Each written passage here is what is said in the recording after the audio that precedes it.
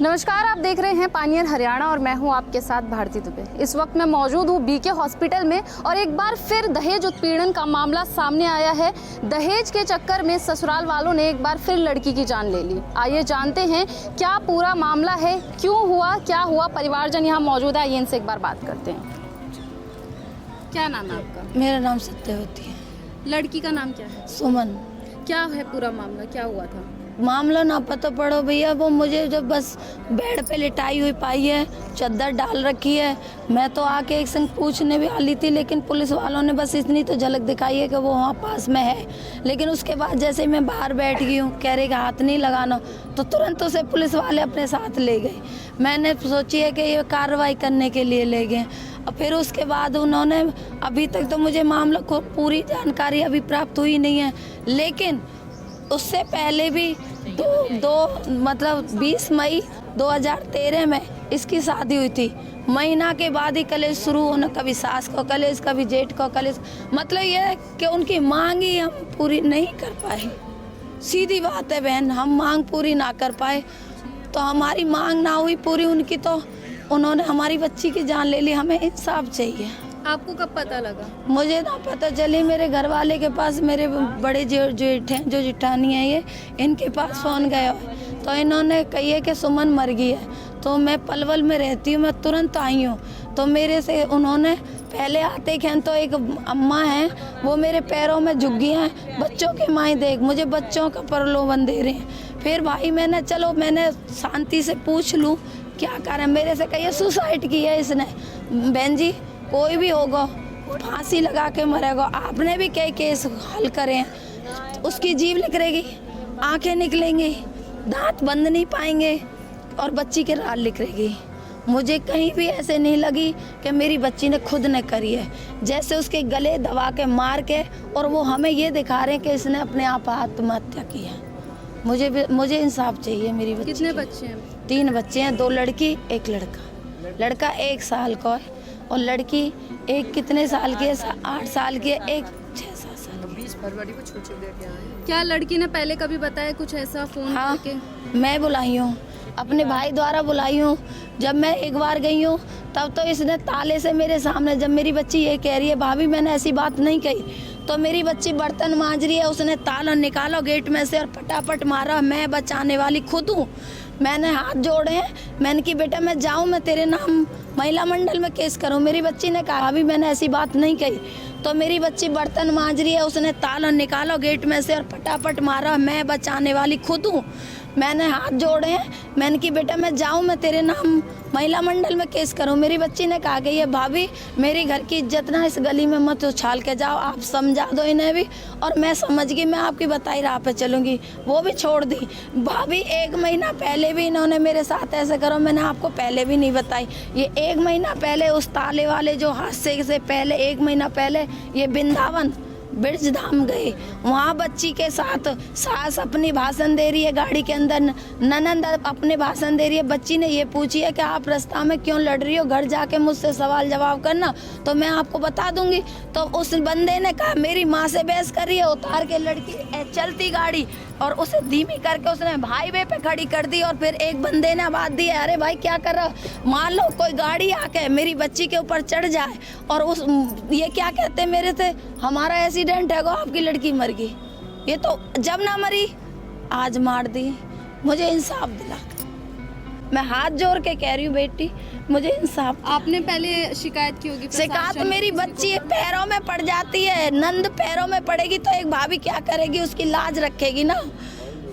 वो कुछ कहने मुझे गलती हो गई, मैं खुद कल से यही सोच रही हूँ कि मैं उस समय अपनी बेटी की ना सुन के महिला मंडल में चली जाती तो आज मेरी बच्ची मुझे जिंदा मिलती। मैंने कल भी कही है, मुझे जिंदी मेरी बच्ची दे देते, बांध के रख लेते और तुम मारते, मैं पिटी हुई भी ले जाती, लेकिन मेरी बच्ची के साथ आपने अच्छा नहीं किया। मुझे इंसाफ चाहिए इन लोगों से। ससुराल में कौन कौन है? 2 ननंद है जो कल से आई नहीं है जी, ससुराल से नहीं आई, मैं पूरे दिन रही हूँ। देखो मैं मर जाऊँ तो मेरी जो बच्ची मरी है वो मेरी ननंद है, वो क्या मेरे लिए आती नहीं? आती ना जी, मैं उसकी अपनी हूँ। कल पूरे दिन रही हूँ, उसकी 2 ननंद घर पे नहीं मिल रही है मुझे। भाई दूर दूर पड़े हैं, उसको पुलिस वाले पहले ले गए। 4 ससुर सवाल जवाब मैं किससे करती? 4 ससुर है, 2 नन्ने 2 देवर है। कुनवा है, थोड़ो ना है बहन जी।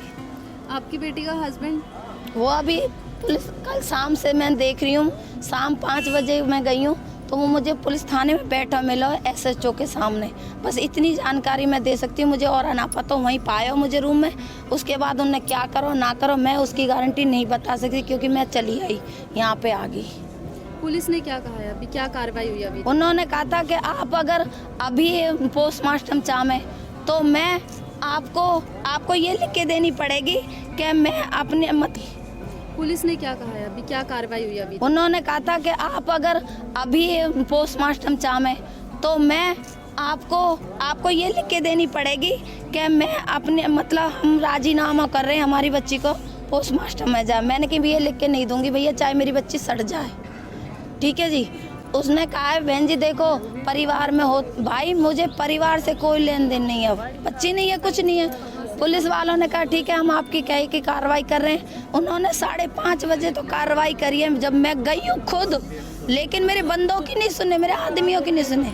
उसके बाद उन्होंने कार्रवाई करी है। फिर उन्होंने मुझसे ये कहा है कि सुबह हम 10 साढ़े 10 बजे आपके सामने हॉस्पिटल पे मिल जाएंगे और उसका पोस्टमार्टम कराएंगे। हम उनकी मांग पूरी करते रहे तो क्या हमारी गलती? जब से अभी पुलिस वाले अब आए हो तो कहना सकूं, मुझे तो कहीं मिलना रहे जी। बैठी हूँ सुबह से असला का। कल की हो बस। बार बार दहेज के लिए प्रताड़ित कर रहे थे आप, बार बार हाँ, क्या दिया तेरे बाप ने? इसका क्या मतलब होता है? देने से पेट भर जाए? मैं खुद बता रही हूँ, मैं भी किसी की बहू, ये मेरी सास है, इसके 5 बहू हैं। अगर मेरा ससुर ऐसे बोलेगा तो मेरे परिवार वालों को तो यही लगे। और लेकिन इन्होंने तो मुंह से रिकॉर्डिंग है बहन जी मेरे पास, बिना रिकॉर्डिंग के सबूत नहीं बता रही मैं। अब भी जब परसों कलेश हुआ शाम को, तब भी इस बंदे ने पीट के उसको धमका रहा है और रिकॉर्डिंग में सारी जानकारी। हम तुम्हें रिकॉर्डिंग सुनाओ भाई, कहाँ है?